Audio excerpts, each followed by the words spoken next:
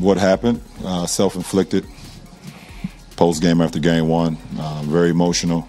Despite being a shoo-in for basketball's Hall of Fame in the future and being an NBA champion 4 times, LeBron James is not exempt from having an embarrassing moment or two when he goes on the court to play. LeBron is a global brand, earns millions of dollars in salaries and endorsements, commands respect, and is a national icon. In this video, we're going to talk about some of the few occasions when LeBron made people laugh inadvertently. Here are the basketball superstar's most embarrassing moments. But before we get into the video, don't forget to leave a like and subscribe to the channel with the notifications turned on, so you don't miss any of the new videos we post. Remember when LeBron and the rest of the US team were only good enough for the bronze medal in the Olympics? He had barely started his career in the league with the Cleveland Cavaliers, but LeBron was impressive enough to make the national squad for the 2004 Olympics in Athens. The American team had always banked on winning the gold medal for the men's basketball tournament for obvious reasons, and when they went to Greece they had high hopes. However, things didn't exactly go as planned. LeBron provided only 14.6 minutes a game and had an average of 5.8 points and 2.6 rebounds.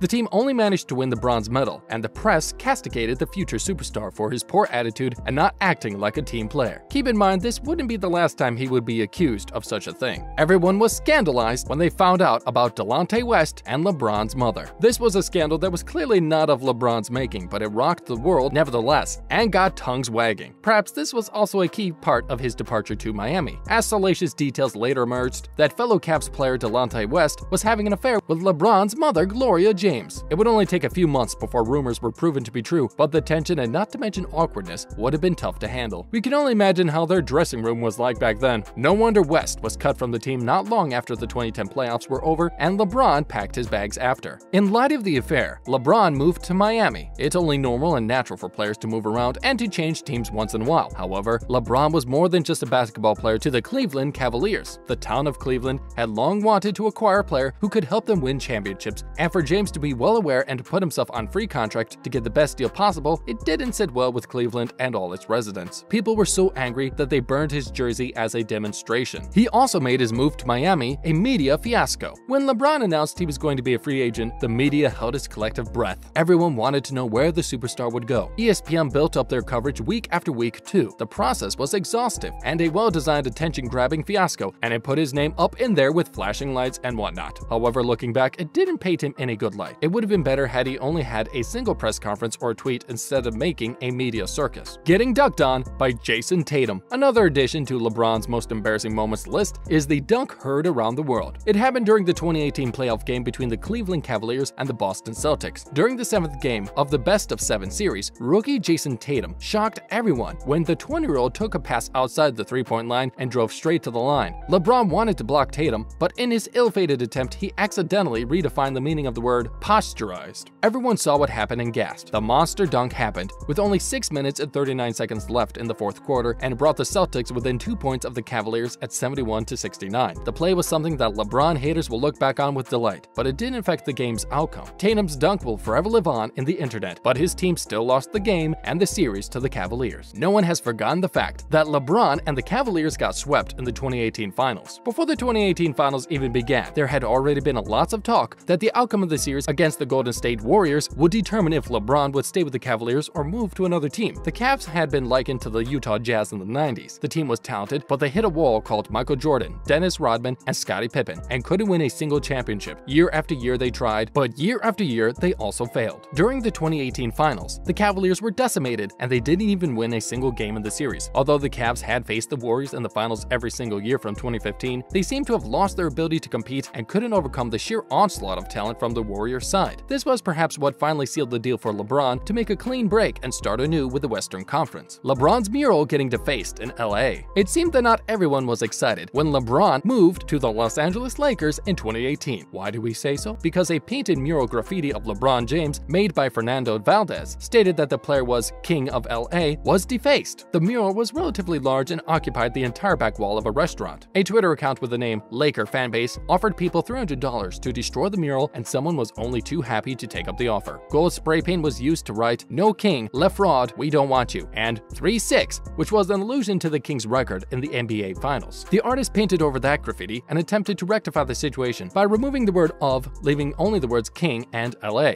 However, another person decided to deface the rest of the mural during the weekend and splash paint all over James' face. This prompted the restaurant and the artist to erase the mural. That says so much about how people love LeBron. He also lost his horse game to David KALB. Even if you're not a fan of basketball, there's a good chance that you have heard of LeBron. That's how popular he is. Then there was a man named David KALB, someone who people may not have heard about. KALB is a warehouse worker who played the basketball star in a game of horse during the promotional stop at Venice Beach. The game happened when LeBron was fresh from winning the Olympic gold in Beijing, so in his mind, there was no way he could lose to a random warehouse worker. Well, KALB was a hustler, and he had plenty of tricks up his sleeve. Suffice it to say that a lot of people were happy to see that the person regarded by many as the best player on the planet was bested by a regular guy. It gave them more ammunition to add to their trolling. Everyone remembers how LeBron threw tantrums during Game 1 of the Finals in 2018. There are games that will either live in infamy or in the pantheons of basketball history. Some of the most memorable ones are Michael Jordan's final shot as the Chicago Bulls' 6th NBA championship ring, as well as Christian Laettner's legendary last-second shot when he was at Duke. Unfortunately for LeBron and J.R. Smith, their memorable moment is something that will live on in infamy. During the first game of the 2018 Finals, J.R. committed a play that still has people confused until today. During the series opener, both the Cavaliers and the Warriors were tied 107-107, with about 5 seconds left when J.R. rebounded a missed free throw and for some reason decided to dribble the ball out towards half court and run out the clock. A few explanations were offered by the snafu, and one of them was that perhaps J.R. thought that the Cavs were ahead on the scoreboard. Regardless of the reason, the play brought the game into overtime with the Warriors winning in the end. The King was so unhappy that he ended up punching a whiteboard in the team's locker room before overtime, and in doing so suffered a bone contusion on his dominant hand. Although he performed exceptionally well that night with 51 points, it wasn't enough to secure a win for the team, not only for that game but for the entire series. People were saying that he handled the game like a spoiled brat. His cramps during Game 1 of the 2014 Finals was also a huge talking point. Everything for the team was just negative during the 2014 Finals, from the air conditioning in San Antonio to the war of words with the Gatorade. He even refused to name the sports drink group when he was interviewed by the reporters. What a time to be alive, and what a disaster for LeBron and the entire team. Lastly, who could forget the sacking of David Blatt? There are two groups of people when it comes to the subject of David Blatt's sacking: those who believe LeBron and those who don't. LeBron said he didn't have anything to do with it, and it sucks that people want to throw his name in the dirt. However, there are plenty of people who believe he was a key figure in the Cavs coach's ultimate demise. They say it is classic James pulling his weight over who coaches the team. LeBron may be one of the greatest of all time, but it doesn't mean that he is exempted from having a bad day or two every now and then. Do you have any embarrassing moments that we forgot to mention? Let us know in the comments section. Stay safe, and we will see you in the next video.